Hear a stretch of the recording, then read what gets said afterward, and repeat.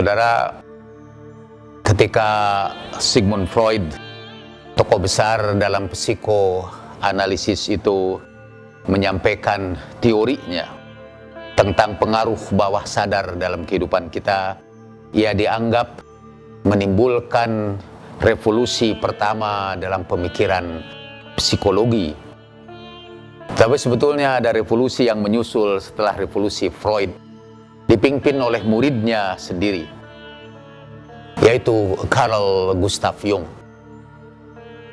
Kalau Freud berkata bahwa seluruh tingkah laku manusia, seluruh perilaku manusia sebetulnya berdasar atau didorong oleh apa yang dia sebut dengan Liebestriebe.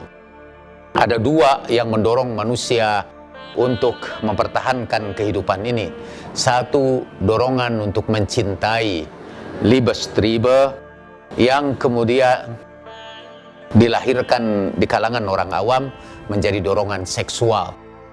Biasanya kita bicara tentang Freud berkenaan dengan pengaruh dorongan seksual terhadap kehidupan manusia, bahwa banyak dari kehidupan manusia dikuasai atau dipengaruhi oleh dorongan-dorongan seksual yang tersimpan di alam bawah sadar. Muridnya kemudian dalam tanda petik murtad dari Sigmund Freud dan mengatakan bahwa di samping kekuasaan bawah sadar, kita memiliki apa yang dia sebut sebagai collective unconsciousness, bawah sadar yang bersifat kolektif. Dan bawah sadar itu juga sangat mempengaruhi kehidupan manusia. Bawah sadar kolektif itu diantaranya termasuk di dalamnya adalah hubungan kita dengan hal-hal yang bersifat spiritual. Jadi menurut Jung, orang ini hanya bisa normal secara psikologis apabila ia menghubungkan dirinya dengan yang maha tinggi, apa yang konsep yang kita sebut sebagai Tuhan. Saya akan kutipkan beberapa ucapan Carl Gustav Jung. Kata Jung, kebanyakan dari pasien-pasienku, karena ia kemudian membuka praktek di Wina dan mengobati orang-orang yang mengalami gangguan jiwa.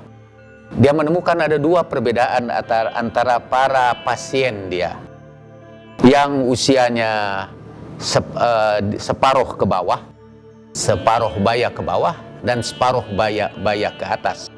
Gangguan kejiwaannya berbeda. Separuh baya ke bawah mengalami gangguan jiwa karena tidak sempat memenuhi kebutuhan-kebutuhan pokoknya. Misal kebutuhan akan penghargaan, kebutuhan akan kekayaan, kebutuhan akan pekerjaan tetap. Kebutuhan-kebutuhan itu yang umumnya bersifat fisikal menyebabkan mereka mengalami gangguan jiwa. Tetapi separuh baya ke atas, half age ke atas, ia temukan bahwa mereka mengalami gangguan jiwa karena mengalami krisis spiritual. Misalnya karena ia sudah tidak mempercayai agama lagi, karena ia sudah tidak lagi merasakan kehangatan dalam kehidupan beragamanya. Dan kebetulan kebanyakan pasien dia berasal dari kelompok setengah baya ke atas. Dan dia mengatakan, saya kutip ini dari salah satu bukunya yang terjemahkan ke dalam bahasa Inggris, "The majority of my patient consisted not of believers, but of those who had lost their faith." Kebanyakan pasien saya terdiri bukan dari kaum yang beriman, tapi mereka yang sudah kehilangan kepercayaannya. Saya akan kutip lagi satu lagi dari Modern Man in Search of a Soul, orang modern dalam pencarian jiwanya. I have treated many hundreds of patients. Saya telah mengobati ratusan pasien, dan di antara mereka yang berada dalam paruh hidup yang kedua, yaitu di atas 35 tahun.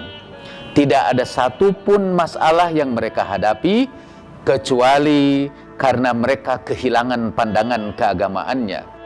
Karena itu cukup amanlah untuk saya katakan bahwa mereka itu jatuh sakit karena mereka telah kehilangan ruh dari agama yang hidup.